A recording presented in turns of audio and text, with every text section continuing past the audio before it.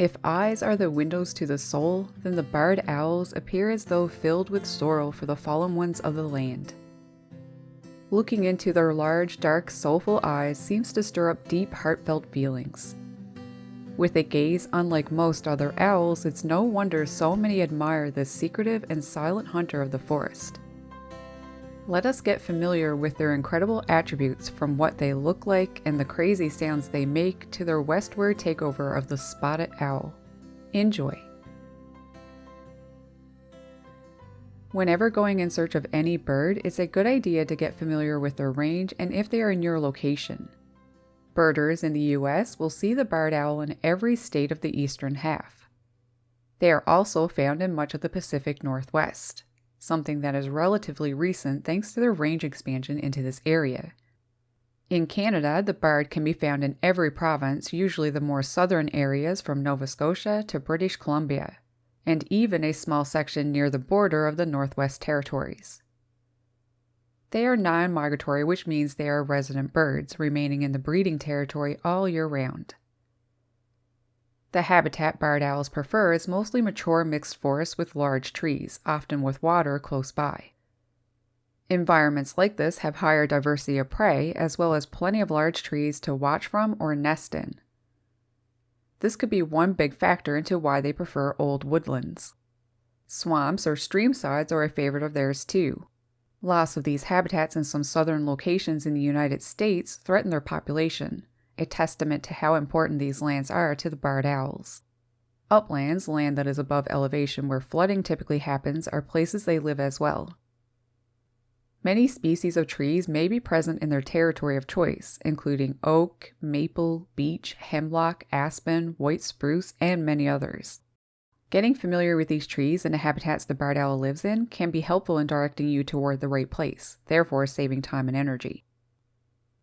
These owls can be pretty large. For size comparison, their measurements are pretty comparable to the great horned owl. Average length is around 20 inches for the barred and 22 inches for the great horned. Their weight, however, is much lighter, only 1.6 pounds on average, whereas this stocky guy is nearly 3 pounds on average, double the weight. However large that the barred owl can be, they are still easy to miss, thanks to their mottled brown and white coloration. Front on, they have vertical brown bars going down its white chest and belly. That's where they got their name, barred owl. Back on, they are mostly a pretty brown with some mottling and barring going down the tail. The feature I love the most is the horizontal brown and white barring above the chest that wraps around the neck and continues up the back of the head, as if wearing a protective covering, bringing to mind the beautiful headscarves or hijab worn by Muslim women. Another lovable feature is the fact that their tuftless, rounded heads seem to come into a kind of asymmetrical heart-shaped face, due to the outer dark markings of the facial disc. The brightest aspect of this gorgeous owl is the yellow beak, helping to break up the neutral coloration. And then there are the intensely affectionate brown eyes, rather than those alert, big, bright yellow ones most other owl species have. There are several species this beautiful bird of prey can look similar to, especially at a distance or by people new to birding. Knowing how to distinguish the barred owl from other owls is a good idea if one is to accurately identify them. Its close cousin of the west, the spotted owl, is especially similar. However, they have dark brown underparts that are spotted, hence their name, rather than the vertical brown barring going down a whitish belly seen in the barred owl. The great horned can be mistaken too, especially to new birders. However, these guys are larger with distinct ear tufts on the top of their head and huge bright yellow eyes. Great gray owls can be tricky as well, but these guys are much larger with piercing yellow eyes and grayer overall plumage. The barn owl at first glance could have one thinking it's a barred owl too, especially since they have dark eyes and rounded tuftless heads. These owls are usually smaller though. They also have a distinct, virtually perfect heart-shaped face and ghostly appearance. When deciphering between male and female barred owls, that can be quite tricky since there are no obvious to humans, difference in their plumage. The feature that will help is the size. Females are up to a third larger than males, which is better seen when both are present. Owls are nocturnal creatures, meaning that they are lively at night. Exploring the woodlands during the twilight hours before dawn or at dusk increases the chances of seeing one, as these are the times they really like to hunt. When going nighttime birding, there are some risks and challenges, so it's good to weigh out what works best and to go prepared. Although harder to see during the daylight hours, it's not completely impossible.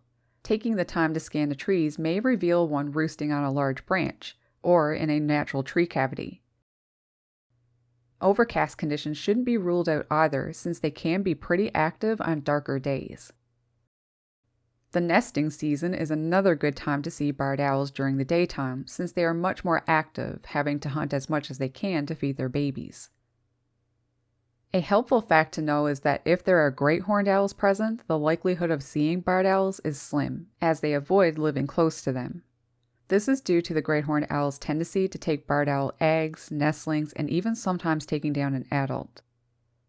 One of the most striking things about these owls is their distinct vocalizations, which can be another wonderful way to locate this feathered creature.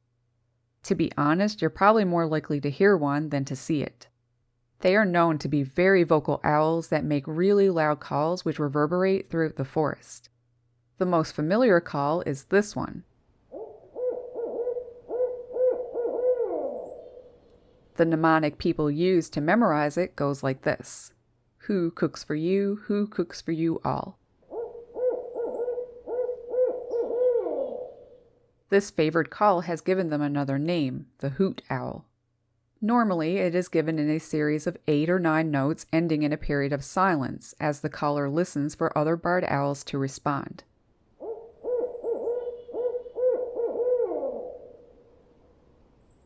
It's used during the daytime as well as at night and can be a great way to know if one is in the area. There are many other calls to listen for, such as short yelps or barks, siren and wail calls, and even the amusing frenzied one that sounds like monkeys squalling. This can be heard during a male and female duet, which takes place during the mating season and sounds like this.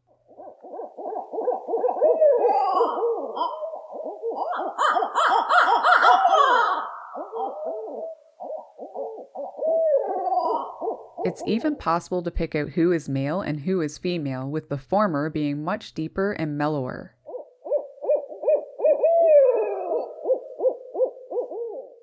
What an exciting owl they must be to hear in the woodlands.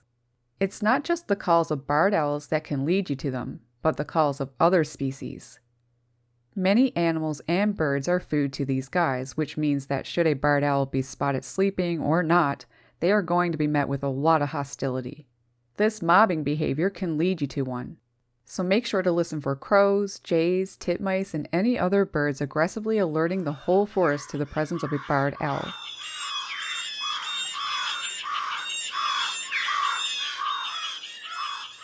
An exciting thing to watch is when barred owls are hunting.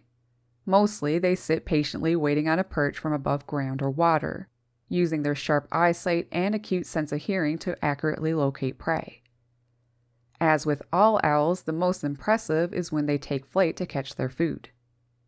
With a wingspan of 3.5 feet, you'd expect noise, but there's virtually nothing, thanks to the comb-like serrations on the leading edge of the wing feathers that break up the turbulent air, resulting in quiet flight. The perfect attribution for a stealthy predator that hunts its prey by surprise. All kinds of animals are on their list as food, like squirrels, mice, voles, rabbits, other birds, even ones as large as a grouse, and they will also take amphibians, reptiles, and other invertebrates. Prey of larger size are eaten in pieces, usually starting with the head and then the body. When eating smaller prey, it is swallowed whole, starting with the head. Kind of brings to mind the way snakes eat. In February, barred owls turn their focus toward finding a suitable place to nest. It's thought that they often prospect a nest site as early as a year before using it. Natural cavities in trees are what they prefer, which can be 20 to 40 feet up in a large tree. The size of the hole is 10 to 13 inches wide and 14 to 21 inches deep. Sometimes it can be a lot deeper than that, nearly 8 feet down. There are times, though, when a barred owl pair will use stick platform nests that were built but no longer used by other animals. It is even possible to have them nest in human-made nest boxes. NestWatch recommends using measurements that are 23 inches deep and 13 inches wide by 13 inches in length. The entrance hole would need to be 7 inches and the house placed on a large live tree like hickory or maple, or on a post, and around 12 to 15 feet high. It's a good idea to place the box within 200 feet of water. It should be mounted in a way that no branches or leaves obscure the entrance hole. Wood chips need to be put in the bottom of the box too, around 3 to 4 inches high. The direction the nest box faces doesn't matter, as they will nest in one pointed in any direction. Typically, nesting for these owls run from March to July. It isn't until a barred owl is 2 years old that they normally breed, at which point they continue to do so annually. However, in some years they may skip breeding. Once a nest has been decided on, the female will lay 1 to 5, but more typically 2 to 3 pure white eggs with a rough surface, that are close to 2 inches in length and 1.5 inches or a little more in width. The female will warm or incubate them for a month or a little longer, during which the male will bring her food, but not all the time. The female's strong commitment to the eggs results in her losing up to 30% of her weight over the course of incubation. Once they hatch, the female broods the nestlings with the male bringing the majority of the food, usually to a nearby tree. All their hunting is typically done within their breeding area. A barred owl pair will have just one brood a year. However, if they lose a clutch early into the season, they may lay a second or even third one. Once their babies are 2 to 3 weeks old, they can feed themselves, but the parents continue to bring them food. As with most birds of prey, it takes some time before the nestlings are big enough to fledge, usually a month or a little more. Once they leave, they aren't fully on their own until as old as 4 or 5 months, with their parents continuing to feed them. Afterward, though, the young birds begin to disperse off, going in search of their own territories. Not a whole lot is known about the nesting habits of barred owls since they are often hard to access, but it is thought that once a pair has been established, they continue to breed with the same partner for years. Barred owls are fairly successful and numerous, with a breeding population of around 3.5 million. Their success may be largely due to them extending into new locations, spreading north and westward during the past century. They eventually made it as far west as California, Oregon, Washington, and British Columbia, Canada, where the spotted owls live, causing them some problems. Spotted owls aren't as large or as aggressive, allowing the barred owl to take over nesting sites and food, resulting in displacement of the species. Furthermore, they've even been hybridizing with the spotted owl. All of this has caused a decline in the population.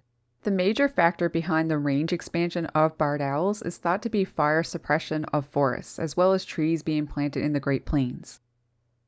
Due to the rapid breeding of barred owls and their aggressive nature, scientists in Oregon and California did a nearly 20-year study to see how the spotted owl would fare if they took on the arduous role of removing barred owls. But it's not just the barred owls that posed a problem. The logging of old forest habitats was too. By slowing the rate of logging and the removal of barred owls, the decline of spotted owls has slowed down. The amount of work to keep barred owls away must be no doubt huge. Really brings to light how our unconscious actions can devastate other species and habitats miles away. Incredibly, barred owls can live very long in the wild. One that was banded in North Carolina in 1993 and caught due to an injury in 2019 was at least 26 years and 7 months old. When observing these or any other bird of prey, remember to give them respect. Never push the envelope by trying to get too close. Owls can seem extremely calm on the exterior when approached closely. However, inside they are feeling a great deal of stress. They may even attack, especially if they are nesting. Barred owls are known to be highly territorial, so it's best to watch from a distance. Which is why going with a good set of birding binoculars or high zoom lens is a must. The barred owl certainly is one worth seeing and observing, but I think the burrowing owl remains the most interesting to me. I mean, after all, they live underground, which is just one out of many other incredible behaviors you can learn all about in this video. Thanks to those who allowed me to use their wonderful barred owl footage. Happy birding! The most favored is their hoo to hoo to hoo. Maybe I shouldn't do that. With a wingspan of 3.5 inches, you'd expect some noise, but 3.5 inches, 3.5 feet.